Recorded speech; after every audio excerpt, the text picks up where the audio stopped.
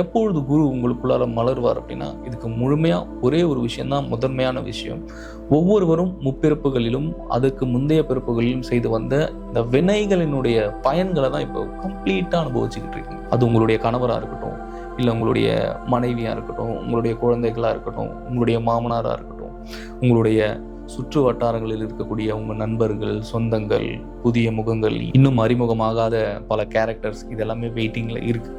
ஏன்னா இங்கே யாரையுமே நீங்கள் ஒரு ஆக்சிடென்டலெல்லாம் நீங்கள் சந்திக்கிறது இல்லை. இப்போ இந்த உட்காந்துக்கிட்டு என்னுடைய வீடியோவை ஆப்போசிட்டில் பார்த்துக்கிட்டு இருக்கீங்கன்னாலும் இதுவும் வினைகளினுடைய பயன்தான். ஏன்னா இந்த வீடியோ நீங்கள் பார்க்குறதே நீங்கள் கிடையாது, இறைவனுடைய அப்ரூவலில் தான் இந்த காணொலியை நீங்கள் ஆப்போசிட்டில் உட்காந்து பார்த்துக்கிட்டு இருக்கீங்க. ஏன்னா இந்த காணொலி உங்களுக்கு இல்லை, உங்களுக்குள்ளார இருக்கிற ஆன்மாவுக்கு தேவைப்படுது. அதனால தான் இந்த வீடியோ உங்களுடைய கண்களில் பட்டிருக்கு. அதனால தான் இப்போ ஓப்பன் பண்ணி பார்த்துக்கிட்டு இருக்கீங்க. என்னென்னா, ஏன் ஒருத்தருக்கு ஆன்மீகம் அவ்வளோ அவசியம்? இந்த ஆன்மீகம் என்னதான் சொல்ல வருது?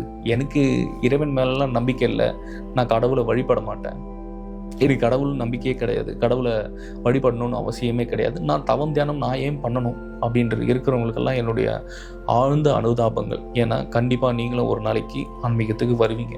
ஏன் நான் சொல்கிறேன்னா, உங்களை விட கடுமையாக இறைவனையும் அனைத்தையுமே விமர்சித்தவன் நான் ஒரு காலகட்டங்களில். ஆனால் ஒரு குறிப்பிட்ட வயதை தாண்டி குருவும் குரு அருளும் ஆட்கொண்டது அப்படின்னு தான் நம்ம சொல்லணும். ஏன்னா குரு அவ்வளவு எளிமையாக ஒருத்தங்களை நெருங்க மாட்டாங்க. ஏன்னா நம்ம இருக்கிறது இப்போது சரீரி, ஆனால் குருமார்கள் இருக்கிறது அசரீரி. எளிமையாக இந்த உடலை விட்டு கலட்டி ஓரமாக வைத்து விட்டு எளிமையாக அசரீரி மூலயமாக உங்களோட அருகில் அமர முடியும், உங்களுடன் உரையாட முடியும், என்ன வேணாலும் செய்ய முடியும் அவங்களால. அப்படி இந்த நிலைகளை எல்லாமே யோக பயிற்சிகளில் ஊடுருவும் போது தான் ஒவ்வொருவருக்கும் வரும். நான் மிகப்பெரிய விஷயத்தை உங்களுக்கு ஷேர் பண்ணிக்கிட்டு இருக்கேன். ஏன்னா நீங்கள் ஒரு ஒளி, நீங்கள் நம்பினாலும் நீங்கள் நம்பலனாலும், நீங்கள் அதை கண்டாலும் நீங்கள் காணலனாலும், நீங்கள் ஒரு ஒளி, அதாவது ஆன்மா அப்படின்னு சொல்லக்கூடிய ஒரு மிகப்பெரிய ஒரு ஒளியின் சொரூபமான ஒரு தன்மையில் தான் நீங்கள் எல்லாருமே இருக்கீங்க. ஆனால் நீங்கள் இருக்கக்கூடிய சூழ்நிலையும் உங்களுடைய மாயையும் உங்களை அந்த விஷயத்தை காண முடியாமல், நீங்கள் அதுக்குள்ளார ஊடுருவ முடியாமல், எதேதோ கண்ணுக்கு தெரியாத, கண்ணுக்கு எட்டாத பல திசைகளில் உங்களை இந்த மாயை நகர்த்திக்கிட்டு இருக்கு. இது தவறு உண்மை மேலே கிடையாது. முழுமையாகவே உங்களுடைய முந்தைய ஜென்மங்களில் உங்களுடைய மனதில் நீங்கள் பதிய வைத்து கொண்ட, நீங்கள் ஸ்டோர் பண்ணிக்கிட்ட விஷயங்களை தான் இங்கே இப்போ எக்ஸிக்யூட் பண்ணிக்கிட்டு இருக்கேன். மறுபடியும் இங்கே இறந்து இதே இந்த சைக்கிளில் இருக்கு. அதீதமான ஒரு துன்பத்துக்கும் அதீதமான ஒரு ஸ்ட்ரெஸ், டிப்ரெஷனோட ஒரு உச்சத்துக்கு நீங்கள் போகும்போது தான் நீங்கள் இறைவனை தேடுவீங்க. அந்த நேரத்தில் உங்களுடைய கதறல்களும் உங்களுடைய எக்ஸ்ட்ரீமாக நீங்கள் பண்ணக்கூடிய எல்லா விஷயமுமே இறைவன் கேட்டுக்கொண்டே தான் இருக்கிறார். கணத்துக்கு கணம், நொடிக்கு நொடி இறைவனிடத்தில் உங்களுடைய வலிகளும் வேதனைகளும் அனைத்தும் பதிவாகித்தான் கொண்டிருக்கிறது. ஆல்ரெடி நீங்கள் செய்த வினைகளின் பயன்கள் இங்கே எக்ஸிக்யூட் ஆகி இங்கே செயல்பட்டுக்கிட்டு இருக்கும்போது அதற்கும் அவர் தான் காரணம். அப்படி இங்கே நீங்கள் எது பண்ணாலுமே ஒரு காரணம், ஒரு காரியம் அப்படின்றது உங்கள் வாழ்க்கைக்குள்ளார நடக்கும்போது என்ன ஆகும்னா, நீங்கள் கதறும் பொழுது உங்களுடைய அனைத்து வலிகளும் அனைத்து பிரச்சனைகளும் முழுமையாக இறைவனிடத்தில் பதிவாக ஆரம்பிக்கும். அந்த நேரத்தில் அவர் உங்களுக்கு அனுப்பக்கூடியவர் தான் குரு. அதுவும் அந்த குருமார்கள் யார் என்றால், தவத்திலும் யோகத்திலும் மேல்நிலையை அடைந்து என்லைட்மெண்ட் அடைஞ்ச ஒரு ஆன்மாக்களை தான் ஒவ்வொருத்தருக்கும் கொண்டு இறைவன் கண் முன்னே காட்டுவார், நிறுத்துவார். அந்த மாதிரி ஆட்களை நீங்கள் பார்க்கும் பொழுது முழுமையாக நீங்கள் செய்ய வேண்டிய ஒரு விஷயம் என்னன்னா, கம்ப்ளீட்லி ஒன்று அவங்ககிட்ட இருந்து நீங்கள் ப்ராக்டிஸ் எடுத்துக்கணும், அட்லீஸ்ட் தீட்சை எடுத்துக்கணும். அப்படி இல்லைன்னா அட்லீஸ்ட் ஒரு பிளஸ்ஸிங்கு கூட நீங்கள் போகலன்னா அமைதியாக இருந்தாலே போதும். அவங்களுடைய பார்வை உங்கள் மீது விழுந்தாலே உங்களுடைய கிட்டத்தட்ட எத்தனை பிறப்புகளாக நீங்கள் எடுத்திருந்த கர்மாவாக இருக்கட்டும், வினைகளாக இருக்கட்டும், எளிமையாக அதை போக்கக்கூடிய ஒரு வல்லமையும் ஒரு சக்தியும் அந்த ஆன்மாக்களுக்கு இருக்குது. ஏன்னா ஹையர் சோல்ஸ். ஸோ இதை ஏன் நான் இவ்வளோ கிளியராக உங்களுக்கு சொல்கிறேன்னா, பல பேருக்கு ஸ்பிரிச்சுவல் அனுபவங்கள் அப்படின்றத தாண்டி ஸ்பிரிச்சுவல்னால் என்னன்னே தெரியாமல் இருக்காங்க. அதாவது ஸ்பிரிச்சுவல் அப்படின்னா போயிட்டு இந்த மண் சோறை சாப்பிட்றது இந்த மாதிரி நினச்சிக்கிட்டு இருக்காங்க. அதனால் மூட நம்பிக்கைகளில் ஒருத்தரும் போகக்கூடாது. அதனால் என்ன பயன்? மண் சோறு சாப்பிட்றதுனால எதனா மாறப்போதா? வயிற்றில் பிரச்சனை தான் வரும். ஸோ ஆனால் ஆன்மீகம் அப்படின்றது முழுக்க உடலையும் மனதையும் அப்பாற்பட்ட விஷயங்களை எடுத்துரைத்து அதுக்குள்ளார ஊடுருவது தான் உண்மையான ஆன்மீகம். அப்படி ஆன்மீகத்தில் ஒவ்வொருவரும் பயணப்படும் பொழுது நீங்கள் யார் என்பதை நீங்கள் ரியலைஸ் பண்ணதுக்கப்புறம் ஆப்போசிட்டில் இருக்கிற எல்லா ஆன்மாக்களுமே என்னவாயிரும்னா, ஒரு உயிர்களாகவும் ஒரு உயிர்மை நேயங்களாகவும் எல்லாமே உங்களுடைய பார்வையும் உங்களுடைய கோணங்களும் முற்றிலுமாக ஒவ்வொரு விஷயங்களும் உங்களுக்குள்ளார இருந்து மாற ஆரம்பிச்சிடும்.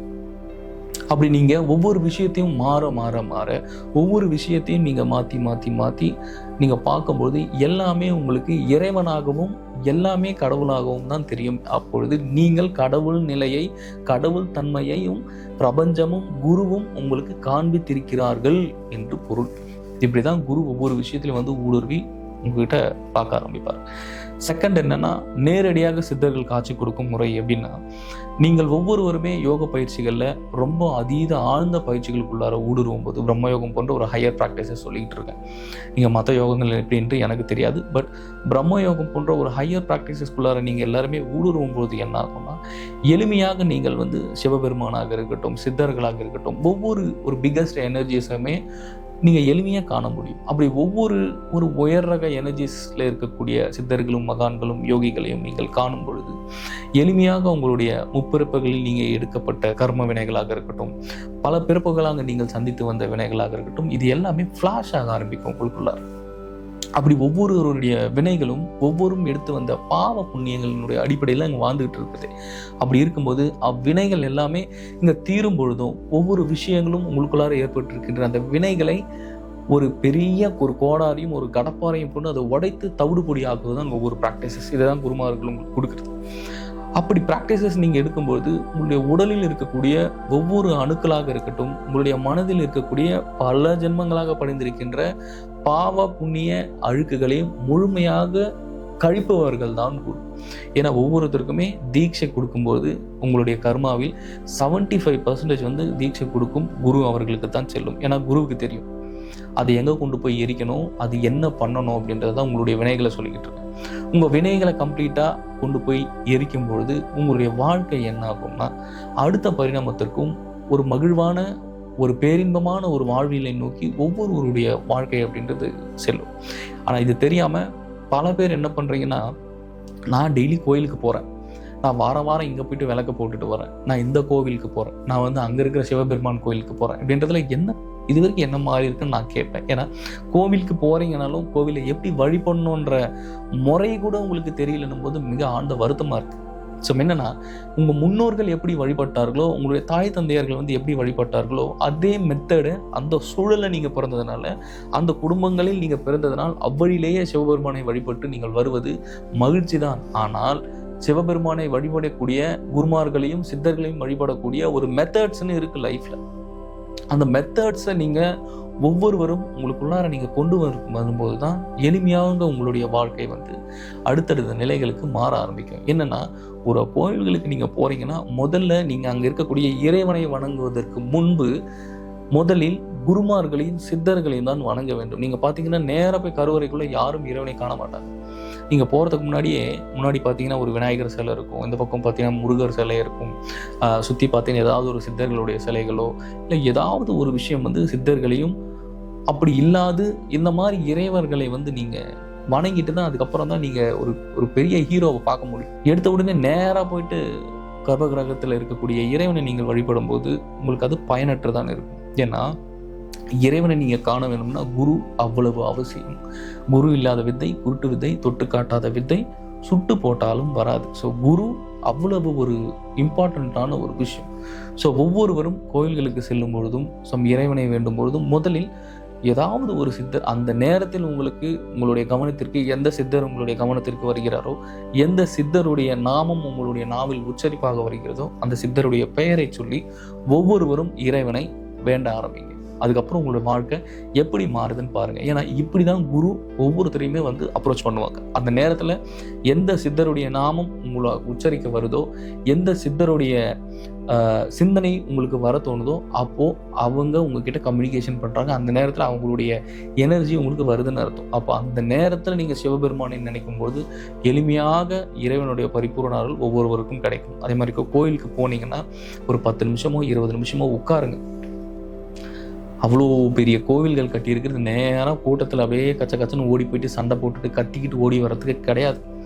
ஒவ்வொருவருமே அங்கே வைக்கக்கூடிய ஒவ்வொரு தூண்களுக்குமே அப்பேற்பட்ட ஒரு எனர்ஜிஸும் ஒரு சக்தியும் இருக்கு. நீங்கள் கோயிலில் நீங்கள் பார்த்தீங்கன்னா 1000 கால் மண்டபம் அப்படின்னு சொல்லுவாங்க. இப்படி பல பெயர்கள் இருக்கு.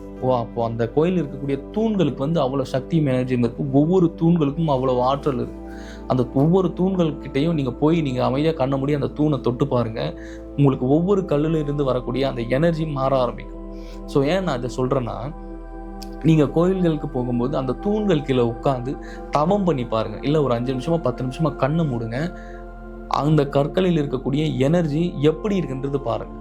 அப்படி ஒரு பாசிட்டிவ் எனர்ஜிஸை வந்து உங்களுக்கு அந்த கற்கள் வந்து கொடுக்க ஆரம்பிக்கும். இந்த மாதிரி தான் கோயில்களுக்கு போனால் வழிபடணும். நீங்கள் நேராக போயிட்டு கையெடுத்து கும்பிட்டு இறைவனுக்கு அதை கூட இது கொடுன்னா அதில் எந்த பயனும் கிடையாது. ஸோ நீங்கள் கோயிலுக்குள்ளார போகும்போது எந்த ஒரு சிந்தனையுமே உங்களுக்குள்ளார இருக்கக்கூடாது. இறைவனை தவிர, குருவை தவிர. இந்த நான் சொல்லக்கூடிய இந்த விஷயங்கள் நீங்கள் ஃபாலோ பண்ணிங்கன்னா போதும். எளிமையாக நீங்கள் உங்களுடைய வாழ்க்கையில் சுற்றி இருக்கக்கூடிய நெகட்டிவாக இருக்கட்டும் எல்லாமே பாசிட்டிவாக கொஞ்சம் கொஞ்சமாக மாற ஆரம்பிக்கும். போயிட்டு இன்னும் பிரம்மயோகம் ப்ராக்டிஸ் எடுத்தவங்க தாராளமாக கோயில்களுக்கு போயிட்டு பயிற்சிகளை பண்ணுங்கள். இந்த வீடியோ உங்களுக்கு பயனுள்ளதாக இருக்கும் என்று நான் நினைக்கிறேன். மீண்டும் அடுத்த காணொளியில் சந்திக்கலாம். குரு கடாட்சம்.